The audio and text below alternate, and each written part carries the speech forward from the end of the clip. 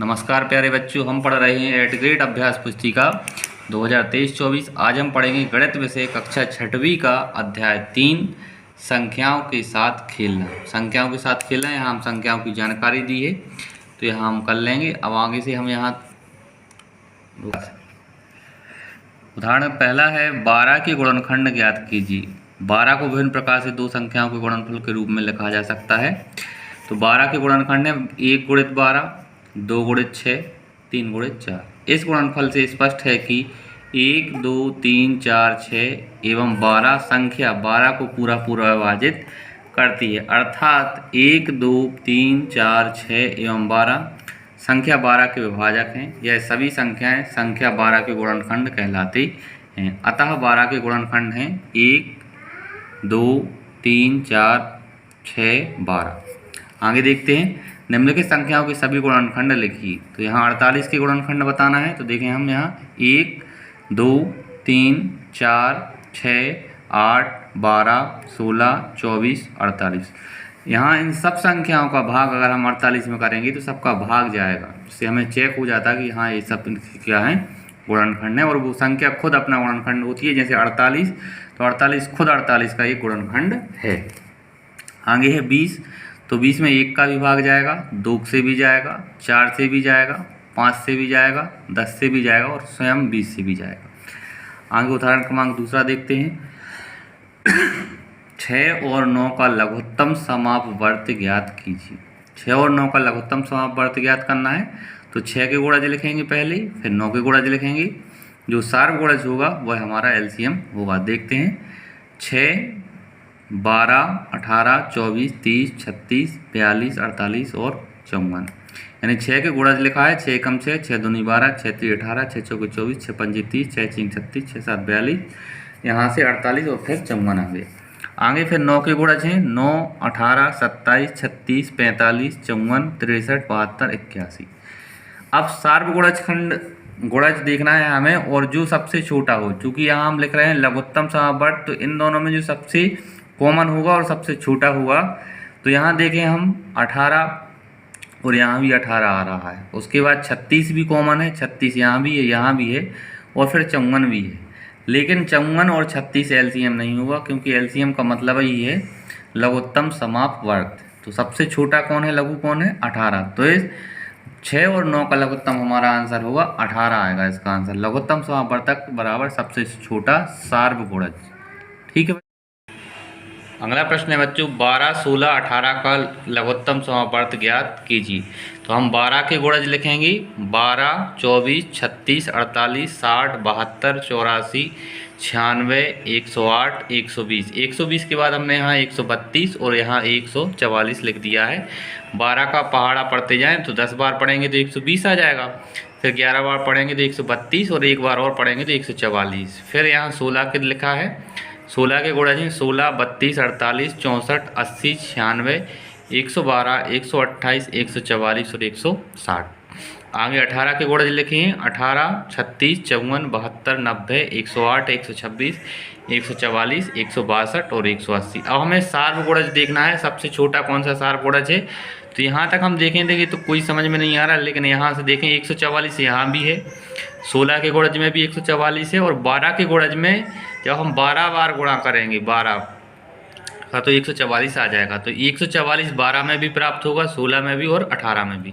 तो लघुत्तम समापवर्त बराबर होता है सबसे छोटा सार्व गुणज। तो एलसीएम हमारा आ जाएगा, यानी लघुत्तम समापवर्त आ जाएगा 144। यह हमारे इस प्रश्न का आंसर होगा 144। अगला प्रश्न है 18 और 24 का महत्तम समापवर्तक ज्ञात करना है। तो हम 18 के अभाज्य गुणनखंड निकालेंगे और 24 के अभाज्य गुणनखंड निकालेंगे। तो 18 में 2 से करेंगे, 2 नाम 18, फिर 3 से करेंगे, 3 त्रिका 9, 3 एकम 3। तो 18 के अभाज्य गुणनखंड निकलेंगे 2, 3 और 3। ठीक। अब 24 के निकालेंगे तो 24 में 2 से भाग करेंगे तो 12 आएगा, 12 में 2 से करेंगे 6 आ जाएगा, 2 का 6 में करेंगे तो 3 आएगा, और 3 का 3 में करेंगे 1 आ जाएगा। तो इसके अभाज्य गुणनखंड देखते हैं। 18 के 2 गुणित 3 गुणित 3, 24 के होंगे 2 गुणित 2 गुणित 2 गुणित 3।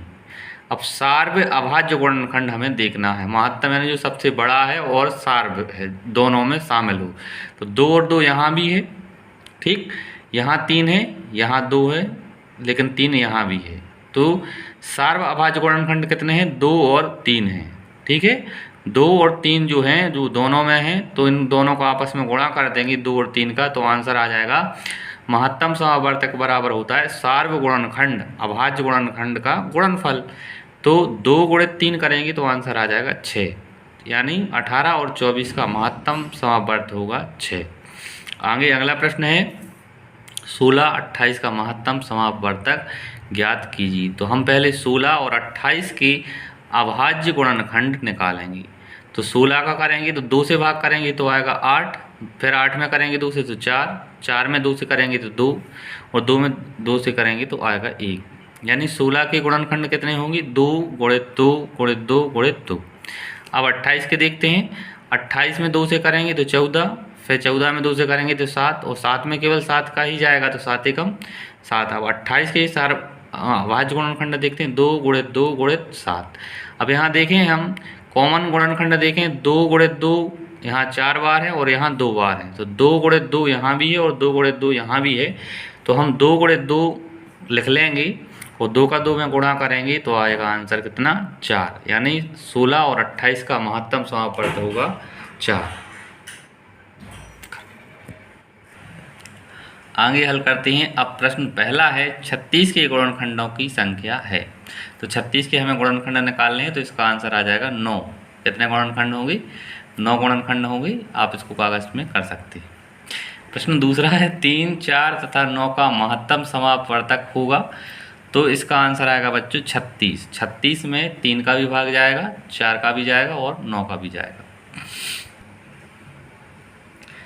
तीसरा प्रश्न है यदि संख्या 7, 2, 5, 4 बॉक्स है, 9, 8 संख्या, यहाँ एक कुछ मिस हो गया है, 3 लिख लेंगे, यहाँ 3 से विभाज्य है तब बॉक्स के स्थान पर अंक होगा।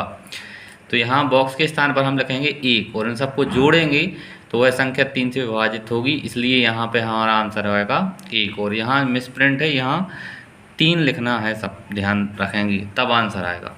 आगे लिखते हैं प्रश्न चौथा, निम्नलिखित में से कौन सा युग्म सह अभाज्य नहीं है? तो सह अभाज्य गुणन युग्म नहीं है 8 और 12, बाकी सब सह अभाज्य हैं, ठीक है। 8 और 12 सह अभाज्य नहीं है। सह अभाज्य का मतलब है ऐसी संख्या या ऐसा युग्म जिनमें 1 का अंतर होता है। तो 8 और 12 में यहाँ अधिक अंतर है, 6 और 7 में 1 का अंतर है, 1 और 3 में है, और 33 और 35 में भी 1 का अंतर है। आगे बढ़ते हैं। एक संख्या 2 तथा 3 से विभाज्य है तो वह सदैव विभाज्य होगी 6 से, यानी जिस संख्या में 2 और 3 का भाग जाएगा उसमें 6 से भी भाग जाता है। तो यहाँ ये ऑप्शन हमारा सही है। आगे बढ़ते हैं। छठवां प्रश्न है संपूर्ण संख्या किसे कहते हैं? वह संख्या जिसके सभी गुणनखंडों का योग उस संख्या का दोगुना हो एक संपूर्ण संख्या कहलाती है। जैसे 6, 1, 2, 3 और 6, इन सब का योग भी करेंगे तो 6 आ जाएगा। इन सबको जोड़ेंगे 1, 2, 3, 3 और 3 6, 6 और 6 12। तो यहाँ जैसे परिभाषा में लिखा है तो संख्या का दोगुना हो जाता है, तो यहाँ ये सब दोगुना हो रहा है 6 की मूल संख्या की। आगे बढ़ते हैं। 7वां प्रश्न है भाज्य और अभाज्य संख्याओं का उदाहरण देकर समझाइए। वह संख्या जिसमें स्वयं के अलावा दूसरी संख्या से भाग चला जाए वह भाज्य संख्या कहलाती है। जैसे 4, 6, 8, 9, 10 इत्यादि। इनमें इनका तो जाता ही है, इनके साथ में और भी संख्याओं का भाग चला जाए। अभाज्य संख्या वह संख्या जिसमें स्वयं के अलावा दूसरी संख्या से भाग नहीं जाए वह अभाज्य संख्या होती है। जैसे 2, 3, 5, 7, 11 और 13, इनमें केवल 2 का ही जाएगा और कोई संख्या का नहीं जाएगा। 3 है, 5 है, 7 है, 11 है और 13 है। 8वां प्रश्न है 24 के सभी गुणनखंडों को लिखिए। हमें 24 के सभी गुणनखंड लिखने हैं, तो 24 को हम पहले करेंगे 2 से, तो 12 बार जाएगा। फिर 2 में का 12 में भाग करेंगे 6, और 6 में 2 से करेंगे 3, और 3 एकम 3। तो सभी गुणनखंड इस प्रकार से हो जाएंगे 24 2 गुणित 2 गुणित 2 गुणित 3।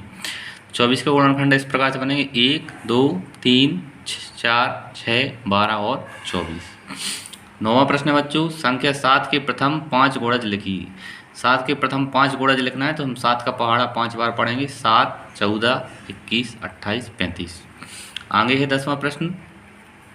संख्या 17 और 71 अभाज्य संख्या हैं। इन दोनों संख्याओं में 2 अंक 1 और 7 हैं। 100 तक की संख्याओं में ऐसे अन्य सभी युग्मों ज्ञात कीजिए।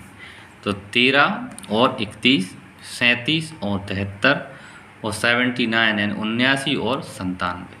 ठीक, आगे बढ़ते हैं बच्चों। विभाज्यता की जांच के नियम द्वारा ज्ञात कीजिए कि निम्नलिखित में से कौन सी संख्याएं 11 से विभाज्य हैं।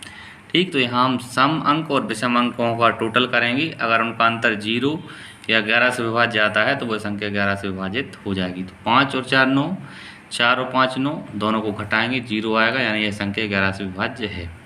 यहाँ देखें 1 और 3 4, 3 और 1 4। सम और विषम अंकों को हमें जोड़ना है और उनको घटाना है। पहले सम और सम को जोड़ेंगे, विषम और विषम को जोड़ेंगे, फिर सम और विषम को घटा देंगे। अगर अंतर 0 या फिर 11 से विभाज्य आता है तो वह संख्या 11 से विभाजित हो जाती है। यहाँ देखें 4 - 4 बराबर 0।